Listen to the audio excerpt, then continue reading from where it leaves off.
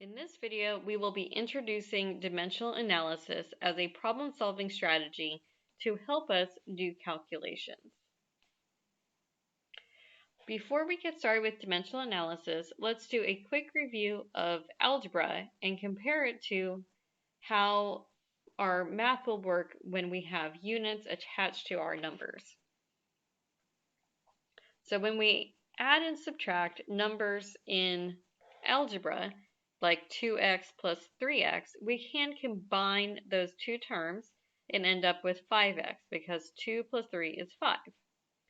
Likewise, if we have matching units in our measurements, if these have the same unit, we can combine these terms. And so since we have these like units, we can combine and then it can be 5 milliliters. However, if we have different variables, we cannot simplify. We cannot combine these terms. And likewise, if we have different units, we can't add those together. So we can't combine like terms.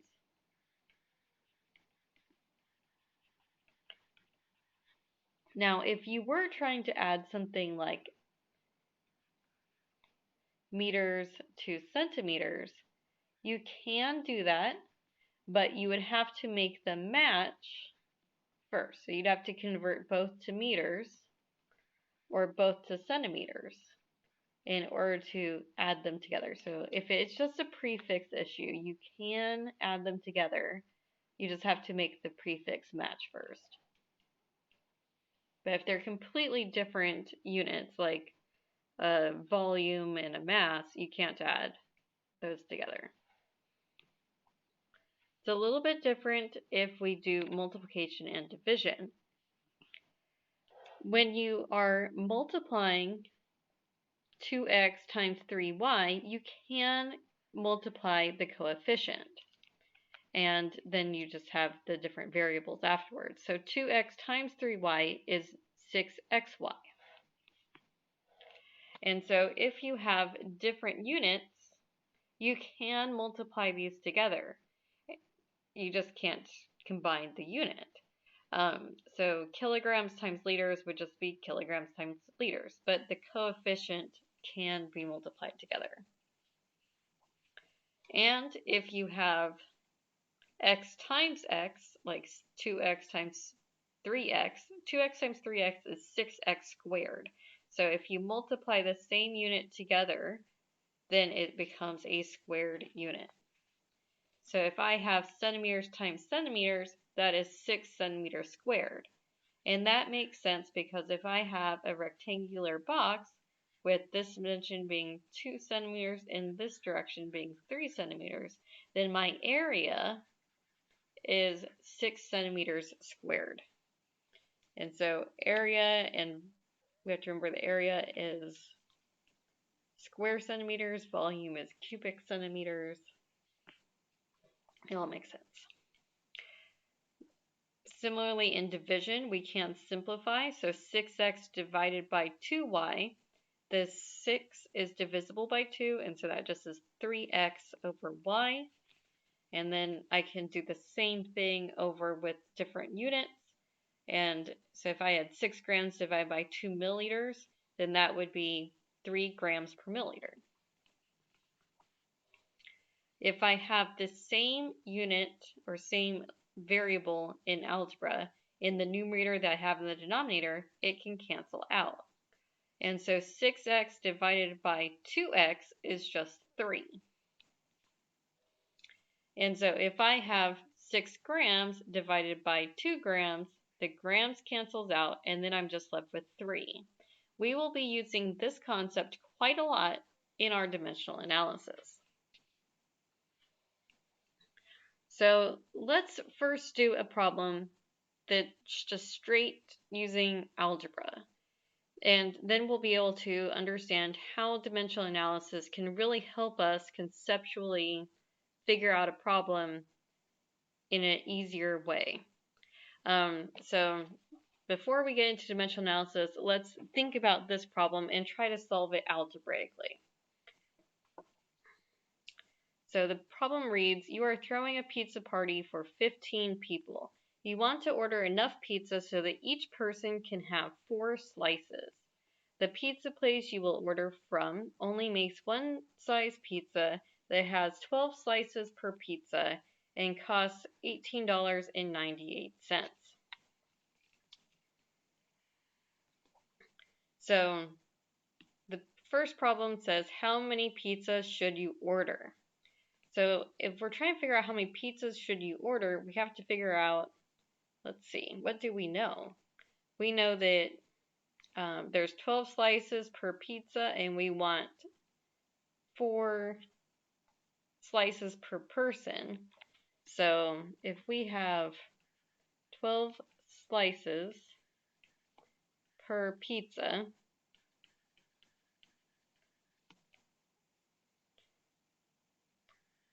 and then I want 4 slices per person,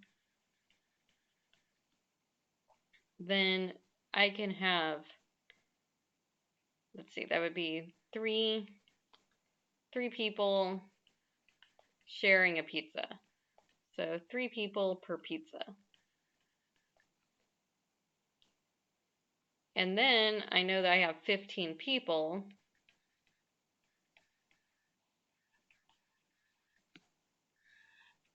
And I got 3 people per pizza.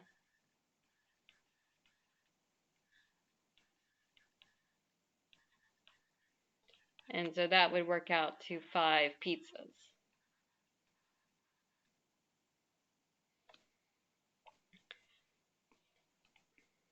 So can you tell just by looking at this that slices divided by pizza divided by slices divided by people is equal to people divided by pizzas?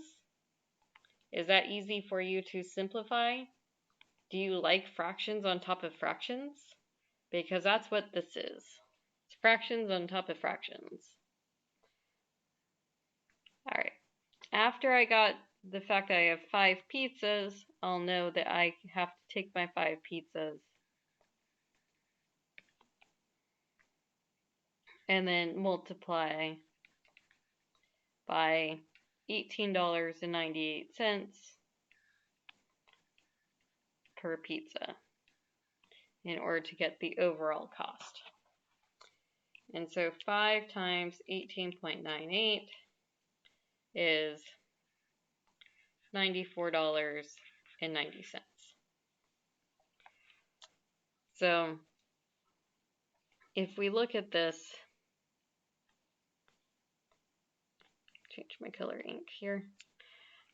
So we have to remember that if we're trying to simplify a fraction divided by a fraction, slices per pizza divided by slices per person, that's going to put a fraction in the denominator is the same as multiplying by a reciprocal of that fraction. And so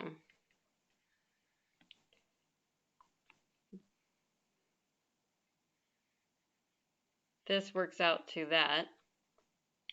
And then the slices cancel out. And then you get persons per pizza, but the plural of person is people, so I wrote people there. But anyway, this is really ugly to look at, and we had to break our calculation up into multiple steps in order to solve it. And so this isn't the ideal way of solving problems because it gets really ugly and difficult to tell if your units are working out to give you the unit you are looking for.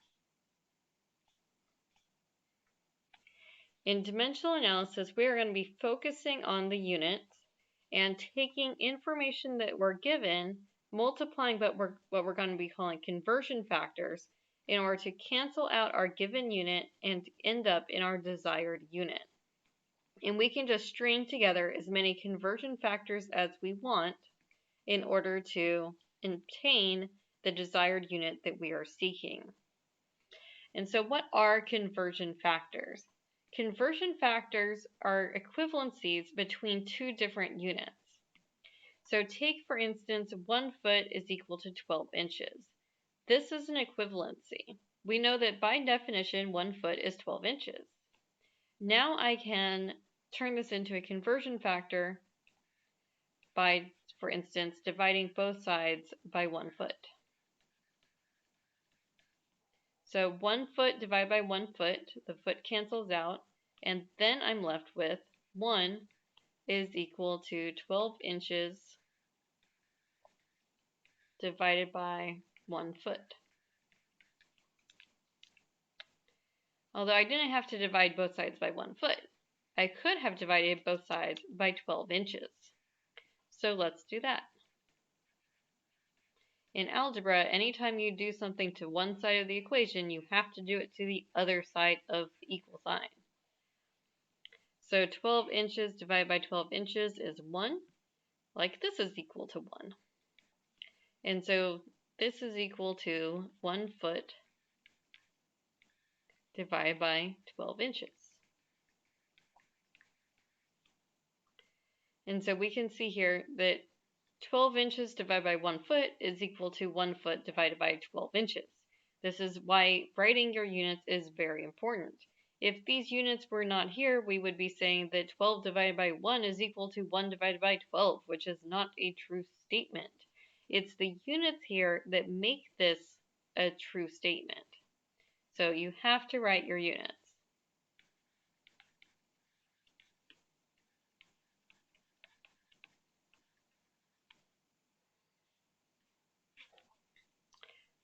So these are what we call conversion factors.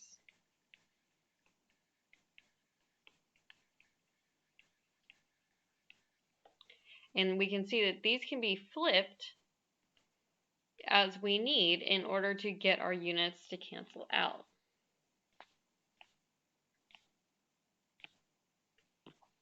So let's go back to our pizza problem. Our pizza problem that we had before. As I'm reading the problem, I'm going to kind of pull out the information I need. And so when we first start reading, it says you are throwing a pizza party for 15 people. So I'm given that I have 15 people. It's a very simple unit. It doesn't have a per in it. It doesn't like make an equivalency to something. And so this is a very simple unit that most likely we'll be starting our calculation with. Then it says you want to order enough pizza so that each person can have 4 slices. And so my conversion factors here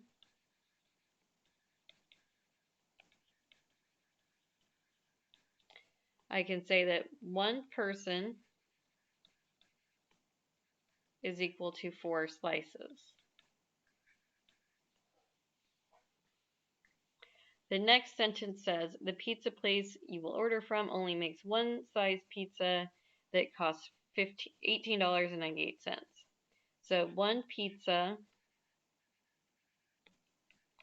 is equal to $18.98.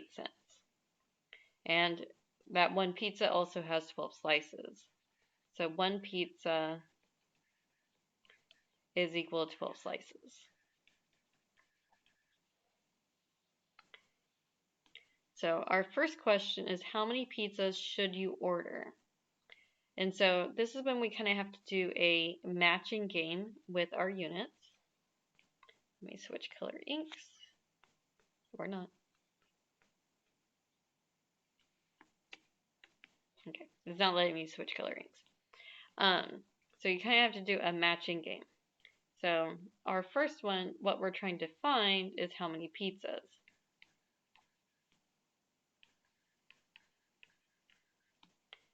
So we're going to need to kind of end with pizzas.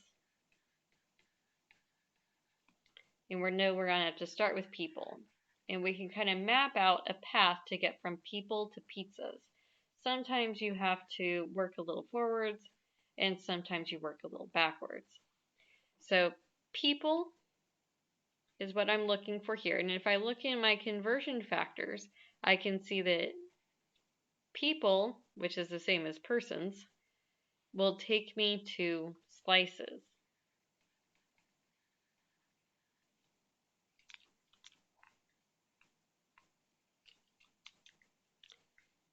If I'm trying to end with pizzas, then pizzas can come from slices.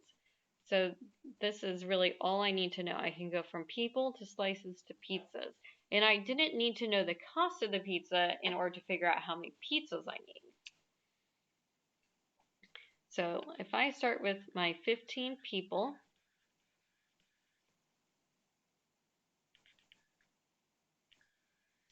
then I'm going to need to cancel out my people, which is persons. And I need to get into slices. If I put the people in the denominator here, then this is assumed to be in the numerator. If you like, you can put that over 1 to remind yourself that that's in the numerator. And so people divided by people will cancel out, and then I'll be left with slices. I'm going to set up my units first, and then I'll fill in the numbers. Slices can take me to pizzas.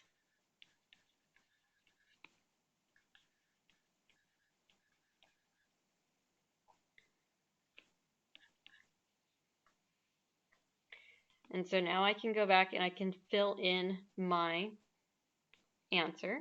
And so this conversion factor is this first equivalency. And so that's a 1 and that's a 4. And then the second conversion factor here is this bottom conversion factor. The 1 is attached to the pizza and the 12 is attached to the slices. And so I have 15 times 4 divided by 1 times 1 divided by 12. And so that works out to 5 pizzas.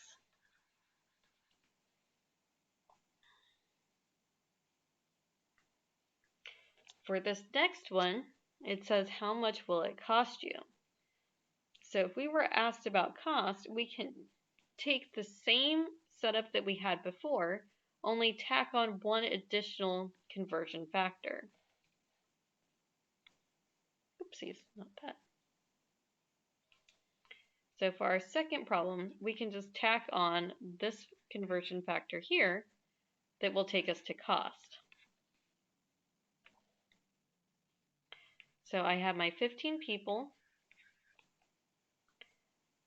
and I'm just going to rewrite everything that I had before because that took me to pizzas.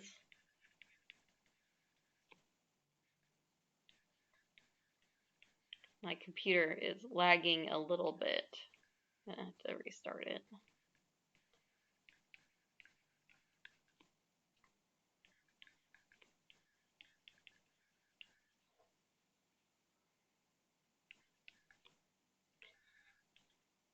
All right, so I have to make sure I cancel out my pizza. So pizza has to go in the denominator. And then the cost will go up here. And the unit for the cost is dollars.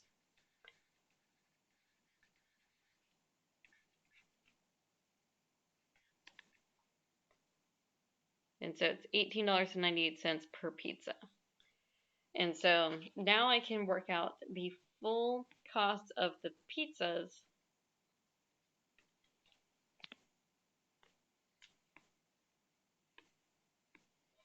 just by typing that all out into my calculator. And so we can see that we set up the entire problem without breaking it into separate steps. That is really the goal here. We want to be able to set up problems in as few steps as possible because that cuts down on our errors. And then as always, I have the math typed underneath these boxes. Let's do another example of dimensional analysis. So this problem reads, Joe has 2 brand new packages of toilet paper from Costco. Each package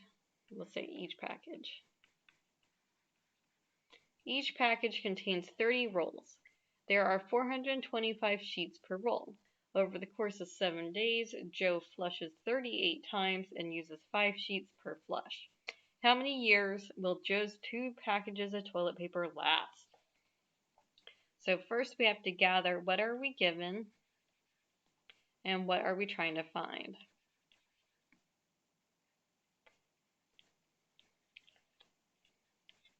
we are trying to find years.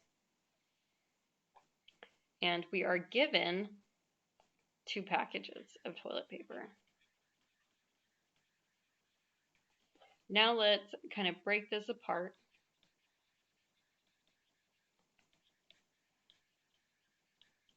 And try to pick out our conversion factors. So we know that we have 2 packages of toilet paper. That's what we're given. And then it says each package contains 30 rolls. So 1 package is equal to 30 rolls.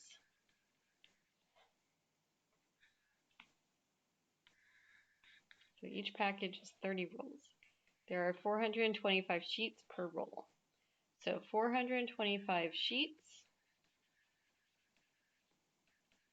is equal to 1 roll. Over the course of 7 days, Joe flushes 38 times. So 7 days is equal to 38 flushes.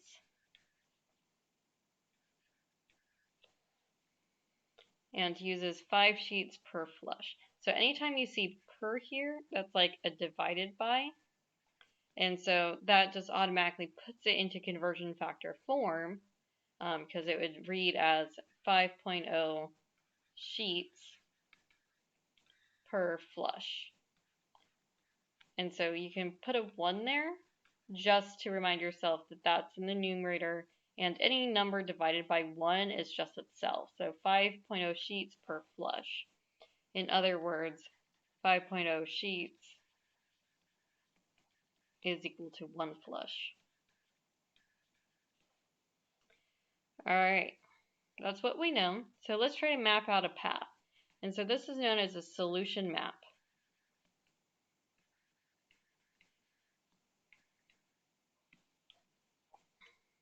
I know that I need to figure out something about these packages. And I know I need to end in years.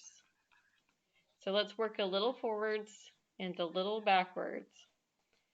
Packages can take me to rolls.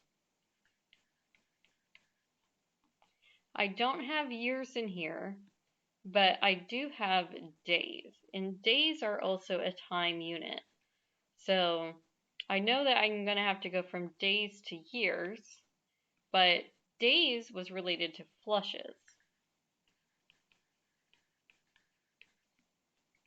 And so I need to go from rolls to flushes. Rolls, where was rolls found? Rolls can take me to sheets, and sheets can take me to flushes.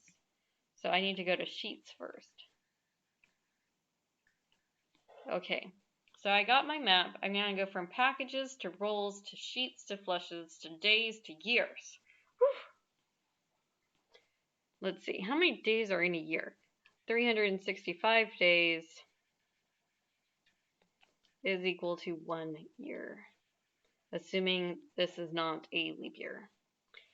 Okay, so let's do our map. We know that we're starting with 2 packages.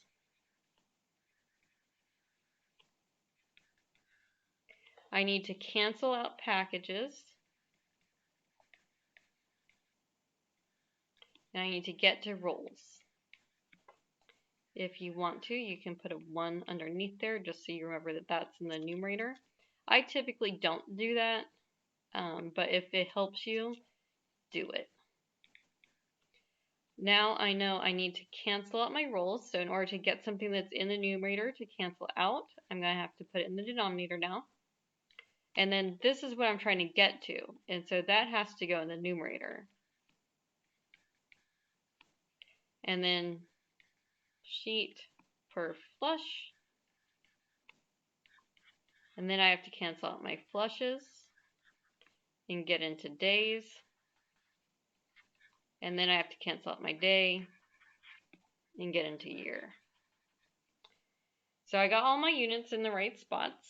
And so now let's switch color pens and fill in the numbers. So that's my first number there, 2 packages. But this is a 1. So I need to put the 1 here and that's attached to the packages, and the 30 is attached to the rolls. So I'm done with this one. And so now I have to go from the rolls to sheets. So this is the rolls and the sheets. And so this is one roll and 425 sheets.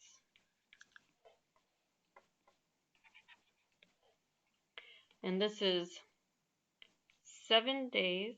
No, I don't need that one yet. I need the flushes and sheets. Flushes and sheets is this one. And so 5.0 is attached to the sheets and 1 is attached to the flush. Now I need the flush in the days one. So that's this one. And so that says that for every 38 flushes, there were 7 days that happened. And then I used my last one, which is 365 in 1 year. 365 days in 1 year. So let me double check my units. Packages cancels out with packages. Rolls will cancel out with rolls. Sheets will cancel out with sheets. Flush will cancel with flush. Days will cancel with days, and then I'll be left with years. And so let's type this all into the calculator. We have 2 times 30 divided by 1 times 425 divided by 1 times 1 divided by 5.0 times 7 divided by 38 times 1 divided by 365. So you should be typing this all into your calculator and only hitting enter once. That's how you minimize errors. If you do not own a calculator with a multi-line display, I highly recommend one. That way you can see exactly what you typed in and know that the answer that you have matches what you were trying to type in. So anyway, this is in years. Gotta put my unit, but now I have to think about sig figs. A lot of these in this problem are counts of things, which are exact numbers, but maybe he has to actually measure out how much toilet paper he's using. I mean, it does come with squares, I don't know. But we'll just round this to 2 sig figs, assuming that he didn't use any fractional squares on accident. And so we'll just say that's 2.6 years.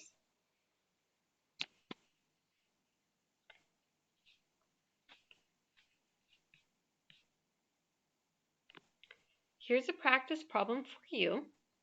And I want you to go ahead and pause the video and try to work this out. The practice problem reads, there are 4 darsecs and 3 frangs. It takes 4.5 frangs to make 2 ren. There are 3 leks per 7 ren. How many darsecs are in 32 leks? Go ahead and pause the video and work that out on your own.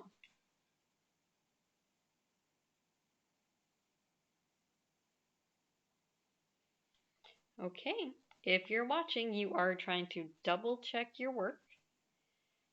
So let's identify our start and end units. We're trying to find how many darsecs there are. So we're trying to find darsecs. These are Star Trek currencies, by the way.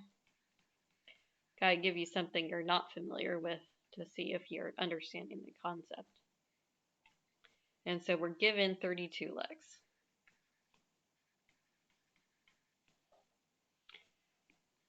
And so let's pull out our conversion factors.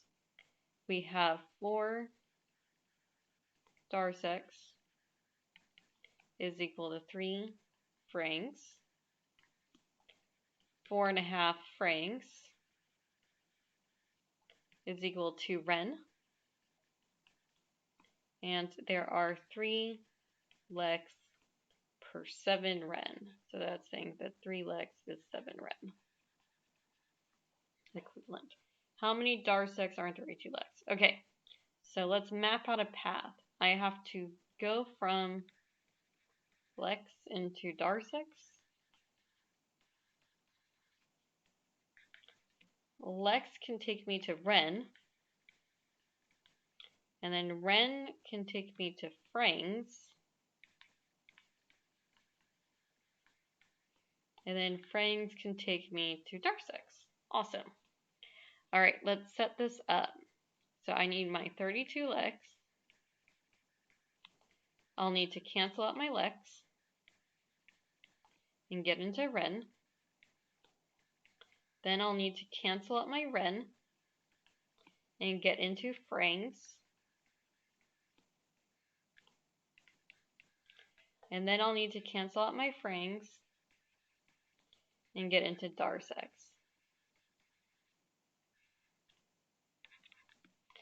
Okay, let's look at my conversion factors. 3 lex is 7 ren, so 3 and 7.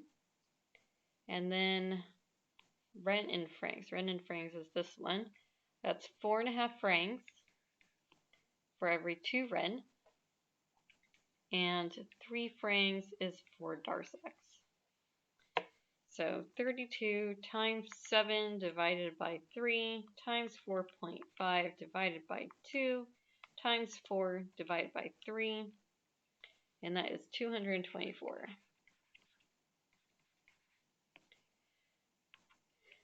And so we'll just assume, well, I put $sign, but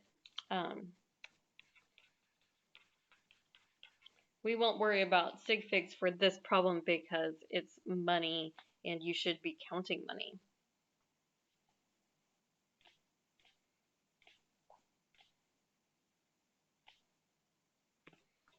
All right. A lot of times in our work, we are going to have to be using SI units and re-prefixing our units. I say re-prefix because it means that we're going to be taking off one prefix and then changing the prefix into a different prefix. Until you become extremely comfortable with what the prefixes stand for and comfortable setting up problems like this, I highly recommend going to the base unit without a prefix and then into the new prefix. So for instance, if I'm trying to go from kilograms to milligrams, I need to go from kilograms to grams to milligrams before I can really work out, like until I really am familiar with the milli and the kilo prefixes and where to put those conversion factors. So I got my map. I know what I'm trying to find. I know what I'm given. So I'm ready to begin the problem.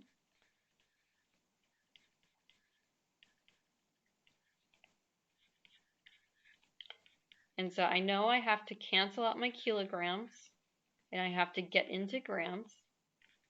And then I know I'm going to have to cancel out my grams and I'm going to have to get into milligrams. And so I got my conversion factors with the units in the right spot, and the next step is to try to get the numbers in the right spot. And so I know that the K here stands for 10 to the positive third power. And I know that milli stands for 10 to the minus third power. So this M right here is reading 10 to the minus third. So if I put a 1 here, this stands for 1 times 10 to the minus third grams. So I need this to make an equivalency. And so this one doesn't have anything that says 10 to the minus 3 yet. And so that one has to have the 10 to the minus 3. So now this one, the numerator reads 1 times 10 to the minus 3 grams is equal to 1 times 10 to the minus 3 grams. So now this is a true statement. Now, you might also see people simplifying this mathematically. And so if this is a negative exponent down here, so if you have 1 over 10 to the minus 3 like this, then this can be simplified mathematically, and this is a negative exponent in the denominator, so that can be moved up to the numerator as a positive exponent. And that's a mathematical equivalency. So you could also say that there are 1,000 milligrams in every 1 gram. And that's also true. 10 to the third power is 1,000. So, but you have to realize that that's a positive exponent, when the M stands for a minus exponent. So you gotta watch your signs really closely. If I just confuse the heck out of you, disregard that for now. K stands for 10 to the third power, 10 to the positive third power. So if I put a 1 here next to the K, then this denominator reads 1 times 10 to the positive third power grams. And then I can type what that letter stands for here. So let me just simplify this and write, put a 1 next to prefix, wherever your prefix is, and then what the prefix stands for.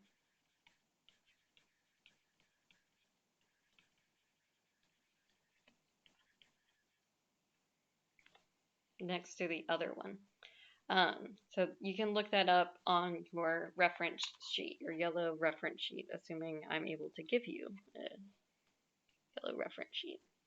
Okay, so now I can type this into my calculator.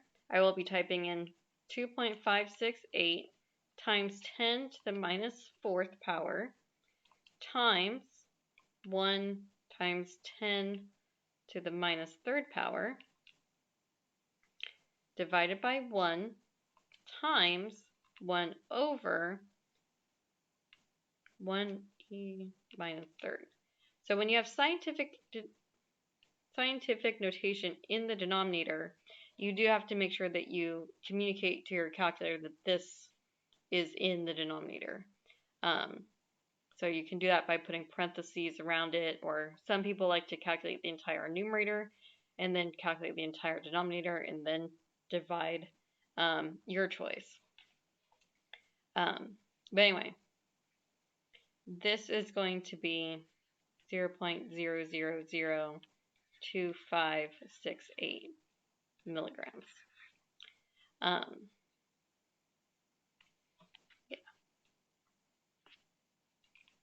Wait, that's a positive exponent. Oh. Why did I do that? Like that. What the prefix stands for. See, mistakes are normal, people, but the important thing is to be able to recognize when you made a mistake and fix it. I recognized that I had made a mistake because milligrams are really small, and so I would need a lot of the smaller piece to make the bigger piece. And so I recognized I made a mistake because I conceptually understand my units, and as soon as I saw my number and wrote it down, I realized something had to be wrong. But I fixed it.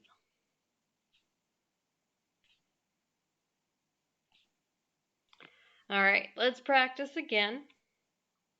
Go ahead and pause the video and try to work out what it is, and then play the video when you're ready.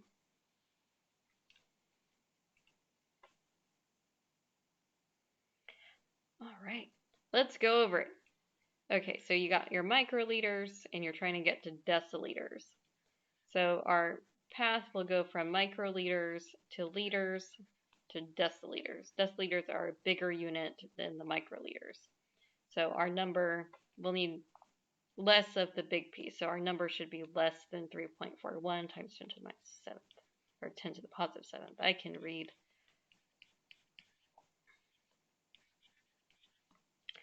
So I know I have to cancel out my microliters, and I have to get into liters. And then I'll need to cancel out my liters, and I'll need to get into deciliters.